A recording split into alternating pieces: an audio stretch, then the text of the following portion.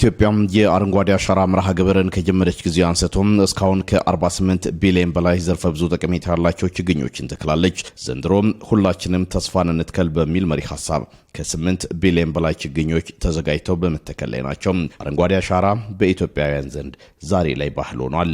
ይህ መርሃ ግብር እንደ ሀገር በዘመቻ መልክ መከወን ከመጀመሩ ከዛሬ 13 ዓመት በፊት የጉራጌ ልማትና ባህል ማህበር አባላቱን ከመላው ሀገሪቱ በማሰባሰብ የችግኝ ተከላ ሲያካሄድ ቆይቷል።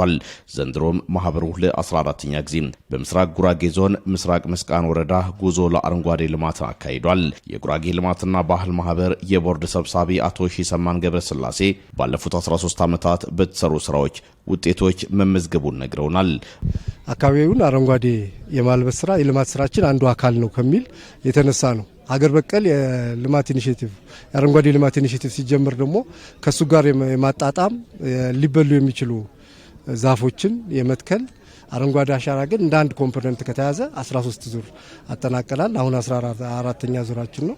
ባለፉት 8 ዓመታት ደግሞ ከሀገር እንደ ሀገር የተከተልነውን የአረንጓዴ አሻራ ፕሮግራም የክቡር ጠቅላይ ሚኒስትራችን ኢኒሼቲቭ ጋር የማጣጣም ስራ ስለዚህ እስካሁን ባለን ሂደት ውጤታማ ስራ እየሰራን ነው ብለን ነው ምናምነው። ባለፉት 13 የጉዞ ለአረንጓዴ ልማት መርሃ ግብር ከአዲስ አበባ በመምጣት አሻራውን ሲያሳርፍ እንደቆየና ዘንድሮ ለ14ኛ ጊዜ ለዚሁ ዓላማ ምስራቅ መስቃን ወረዳ መገኘቱን የነገረን መስፍን መንግስቱ ተግባሩ የደን ሽፋንን ከማሳደግ ባለፈም ለማህበራዊ ትስስሩ የጎላ ፋይዳ እንዳለው ይናገራል። ጉራጌ በእንደዚህ አይነት የልማት ስራ ቀደምትነት ያለው ታሪክ ያለው ነው።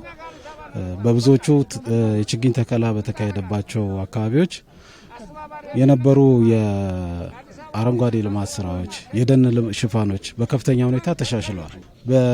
በተለያዩ አካባቢዎች በተለያዩ ዞኖች በተለያዩ ወረዳዎች እየተደረገ ያለው ልማት ስራ ከችግኝ ተከላው ባሻገር ትልቅ የማህበራዊ ትስስር እየፈጠረ ያለ ስራ ነው። የጉራጌ ማህበረሰብ ለደን ልማት ልዩ ጥበቃ ሲያደርግ እንደነበር የገለጹት የማዕከላዊ ኢትዮጵያ ክልል ፋይናንስ ቢሮ ኃላፊና የ14ኛው ዙር የጉዞ ለአረንጓዴ ልማት መርሃ ግብር ተሳታፊ ወይዘሮ ዘይቱና ኢብራሂም የጉራጌ ልማትና ባህል ማህበር ይህን እሴት ማስቀጠሉን ያስረዳሉ። ማህበረሰብ ውስጥ ዞር ዞር ብላችሁ ብታዩ በጣም ረጅም እድሜ ያስቆጠሩ ትልልቅ የደኖች ጥብቅ የተጠበቁ ደኖች ያሉበት ነው። ማህበረሰቡ እነዚህ ደኖች እንደ ልጁ የሚጠብቃቸው ነው። ዝም ብሎ በቀላሉ ደኖቹ ተቆርጠው ሳይተኩ የሚቀሩ አይነት አይደለምና በየወረዳዎቹ በየቀበሌዎቹ ቢገቡ በጣም ትልልቅ ጥብቅ የሆኑ ደኖችና ዛፎች አሉ።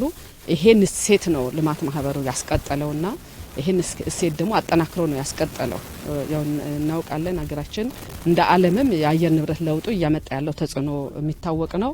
ስለዚህ አባቶቻችን ይዘው ያቆዩትን ነገር ልማት ማህበሩ ደግሞ ለሀገርም ለዞኑም በጣም ጠቀሜታ ባለው መልኩ አጠናክሮ የቀጠለበት አግባብ ነው ያለው። በአረንጓዴ አሻራ መርሃ ግብር የሚተከለው ችግኝ ብቻም ሳይሆን ትውልድ ማጽናት ጭምር መሆኑን የገለጹት በምክትል ርዕሰ መስተዳድር ማዕረግ የግብርናና ገጠር ልማት ክላስተር አስተባባሪና የማዕከላዊ ኢትዮጵያ ክልል ግብርና ቢሮ ኃላፊው አቶ ኡስማን ስሩር ናቸው።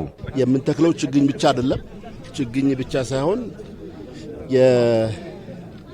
የትውልድን የማጽናት ትውልድን የማዝለቅ በትውልዶች መካከል ሰላምን፣ ፍቅርን፣ አብሮነትን ምክንያቱም አረንጓዴ አሻራ ውስጥ ችግኝ ውስጥ አብሮነት አለ፣ መገናኘት አለ። በችግኝ ውስጥ የነገ ተስፋ አለ። ያ ተስፋ ምግብ ነው። ያ ተስፋ የአካባቢው የተጎዳው የአፈር መልሶ ማገገም ነው። የሚሸረሸረው ውሃ ባለበት መቅረት ነው። ያ ደግሞ የመስኖ አቅምን ማሳደግ ነው። የአካባቢው ውበት ስነ ውበት ማደግ ነው። እንግዲህ ይሁት ዛሬ ጉራጌ ልማትና ባህል ልማት ማህበር ያዘጋጀው ይሄ ዝግጅት ከመላው ኢትዮጵያ ነው። የማህበረሰቡ ተወላጆችና የተወላጆች ባልደረቦች ፒር ግሩፖች ከየአገሪቷ ጫፍ የተሰባሰቡት እንግዲህ አረንጓዴ አሻራ የአንድ ወቅት የችግኝ ዘመቻ አይደለም፣ የባህል ነው። የማህበሩ አባላትና የአካባቢው ማህበረሰብም ለተተከሉ ችግኞች እንክብካቤ እንዲያደርጉም ጥሪ አቅርበዋል። በማዕከላዊ ኢትዮጵያ ክልል በምክትል ርዕሰ መስተዳድር ማዕረግ የከተማና ኢንዱስትሪ ክላስተር አስተባባሪና የከተማ ልማትና ኮንስትራክሽን ቢሮ ኃላፊው አቶ ስንታየ ወልደ ሚካኤል መርሃ ግብሩ የአረንጓዴ አሻራን ማህበረሰቡ ባህል እንዳደረገው አመላካች መሆኑን ተናግረዋል። ሁነቱም የእርስ በርስ ትስስርን ይበልጥ ያጠናከረ እንደሆነም ያስረዱት የአረንጓዴ አሻራ ንቅናቄ ከመጀመራችን በፊት ማህበረሰቡ ውስጥ ይሄ እሴት እንዳለ እናያለን ማለት ነው። ይሄ በአካባቢ ጥበቃ ዘርፈ ብዙ ያላቸው ችግኞች በመትከል ደግሞ ኢኮኖሚያዊ ጠቀሜታን ለማመንጨት የሚያገለግል ትልቅ እሴት ነው። እንደምታየው በዚህኛው ፕሮግራም ላይ የሚሳተፈው የብሔሩ ተወላጆች ከያለበት ነው የሚሳተፈው። ይሄ ብቻ ሳይሆን ሌሎችም የብሔሩ ተወላጅ ያልሆኑ አካላትም ይሳተፉበታል። አብሮነት ይታይበታል፣ ፍቅር ይታይበታል፣ አንድነት ይታይበታል። ይሄም ሌላኛው ትልቅ እሴት አድርገን የምንወስድ ነው። ይሄ ደግሞ ሬጉላርሊ ቀጥሏል ማለት ነው።